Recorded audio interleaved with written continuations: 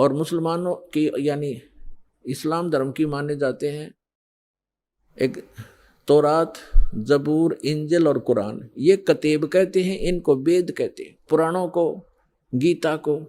तो धर्मदास जी को पता चला कि सचमुच भगवान तो वो है, साकार है, ये है वो परमात्मा, ये है वो स्थान। और ये सभी हमारे धर्मगुरु कहते हैं कि ब्रह्मा विष्णु जी सर्वशक्तिमान है, सर्वश्रेष्ठ है, सबके पालन करता है, सबके उत्पत्ति करता है, या विनाशी है। और परमात्मा ने धर्मदास जी की वार्ता कराई ब्रह्मा विष्णु महेश जी से, और उन्होंने खुद बताया कि नहीं भाई, हमारी भी जन्म मृत्यु होती है, हम अविनाशी नहीं है। कोई व्यक्ति यदि किसी तहसीलदार को या एसडीएम को और अपने मित्रों में ये कहता है ये कमिश्नर है, और जब एसडीएम से पूछा जाएगा क्या आप कमिश्नर हैं, वो कभी झूठ नहीं बोलेगा। वो बुद्धिमान व्यक्ति है, बकवास नहीं चला करती। स्वयं बताएगा नहीं जी मैं तो एसडीएम हूं, और कमिश्नर तो बहुत बड़ी पावर होती है। तो ऐसे जब भी इन अधिकारियों से हम मिलते हैं तो ये सच्ची बताया करते हैं। तो जब धर्मदास जी वापस आए, धर्मदास जी ने कहा हे भगवान, फिर तो ये वेद और कतेब ये सब झूठे हैं, ये तो परमात्मा को निराकार बताते हैं, और कोई ब्रह्मा जी, विष्णु जी, शिव जी को सर्वशक्तिमान बताते हैं। तब परमेश्वर ने कहा कि वेद कतेब झूठे नहीं भाई, झूठे हैं जो समझे नहीं। ये वेद कतेब झूठे नहीं हैं, इनमें जिस सत्र का ज्ञान है वो बिल्कुल ओके है, लेकिन कंप्लीट नहीं है, वो अलग बात है। जैसे मैट्रिक क्लास के 10वीं कक्षा का सिलेबस अपने सत्र का तो ठीक है, लेकिन वो एमए और बीए का नहीं है, बीसीए का नहीं है, वो सिलेबस अलग है। लेकिन उस मैट्रिक तक के जो शिक्षा है वो उसमें सहयोगी होती है। तो यहाँ परमात्मा ने कहा है कि वेद कतेब झूठे नहीं भाई, और झूठे हैं जो समझे नहीं। झूठे ये हैं तुम्हारे धर्मगुरु, जिन वेद इनके पुराणों को, गीता और वेद को, गीता जी को पढ़ समझ नहीं सके, ये झूठे हैं। तो इस प्रकार परमात्मा प्रचार किया करते थे, बहुत से शिष्य बन गए थे। पुण्यात्माओं, सम्मन नाम का एक मनियार था। मनियार को आप जानते होंगे। मनियार होता जो केवल चूड़ियों का काम करता था, माताओं को, बहनों को चूड़ी पहनाया करता था, उसकी पत्नी भी और वो भी। और वो बहुत दारिद्र था, निर्धन था, लेकिन परमात्मा का परम भक्त था। पूरा परिवार, 3 सदस्य थे परिवार के अंदर, 3 सदस्य। एक तो सम्मन, उसकी पत्नी का नाम था नेकी, और एक पुत्र था उसका नाम था शिव, उसको शिव कहा करते, शिव नाम था शिव। वैसे अब भ्रंश हम कर ही लेते हैं, शिव कहा करते, तो शिव नाम से ज्यादा प्रसिद्ध था।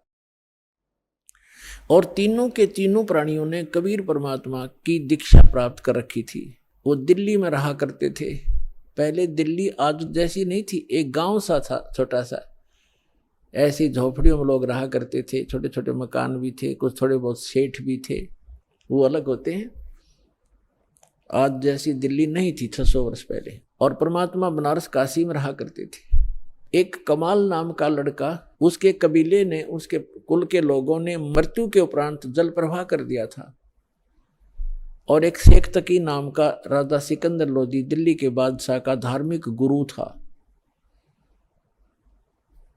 और सिकंदर लोधी को एक बहुत असाध्य रोग था, परमात्मा कबीर जी के आशीर्वाद से वो स्वस्थ हुआ था। बाकी किसी भी औषधि से और किसी भी धर्म मजहब की जंतर मंत्र से और आशीर्वाद से वो स्वस्थ नहीं हुआ था, जिस कारण से सिकंदर लोधी परमात्मा कबीर जी से बहुत प्रभावित था। और उधर से धार्मिक गुरु उनका सिकंदर लोधी का जो शेख तकी था, वो ईर्षा करने लगा कबीर जी से कि ये अब ज़्यादा महिमा प्राप्त होगी है, राजा के हृदय में ये समा गया है, किसी प्रकार इसको नीचा दिखाऊं और राजा मेरी तरफ फिर आकर्षित हो। कहते हैं 2 वजीर 2 फकीर और 2 पीर, उनकी कभी आपस में बड़ा नहीं करती।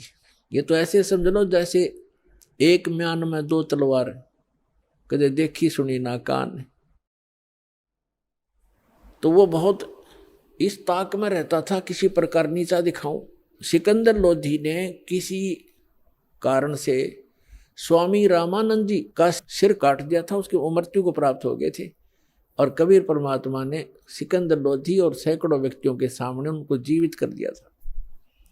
जिस बात से सिकंदर लोधी घना प्रभावित हो गया था कि ये तो सचमुच अल्लाह आए हैं, खुद भगवान आए हैं। कबीर साहब अल्लाहू अकबर है।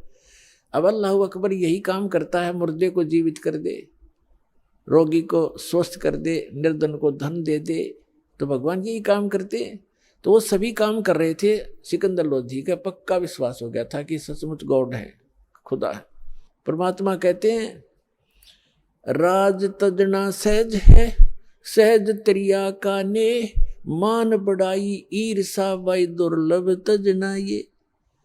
राज भी छोड़ सकते हो, अपनी सुंदर पत्नी को भी त्याग सकते हो, और कहते हैं मान बढ़ाई और ईर्षा ये नहीं छूटती जीव पर। ये छूटे बिना भगवान मिला नहीं, बात वहीं की वहीं रही।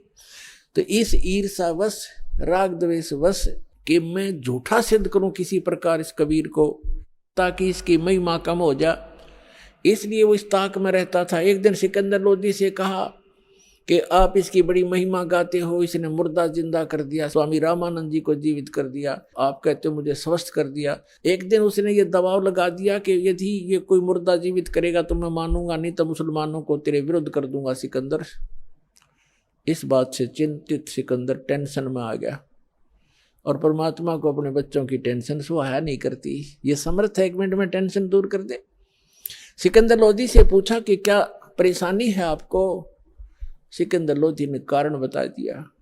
तो परमात्मा ने कहा कि कहो शेख तकी को कोई मुर्दा लावे, और करते हैं अर्ध भगवान से, थोड़ा छुपा के रखते थे दाता अपने को। सिकंदर लोधी को तो पता था, कह दिया सो कह दिया। कबीर जी कह रहे हैं कर देंगे जिंदा, लाओ कोई मुर्दा। तो वो कहता मैं कहाँ से लाऊं मुर्दा, कभी आएगा जब देखेंगे, कभी होगा जब देखेंगे। अब परमात्मा ने सोचा कि ये टेंशन काफी देर रहेगा। सिकंदर इतने में क्या हुआ, लीला मालिक की, सौसल सीधर मैं करूं अपने जन के काज। इतने में एक कमाल तो बाद में नाम रखा, एक 12-13 वर्ष के बच्चे की मृत्यु होगी।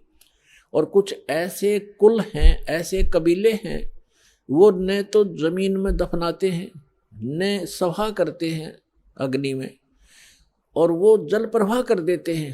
अपना उनका अंतिम संस्कार ही ऐसा है कि इसके शव को मछलियां जीव जंतु खाएंगे, दुआ देंगे। इसलिए मिट्टी तो ये बन ही चुकी है, उसको जल प्रवाह कर देते हैं।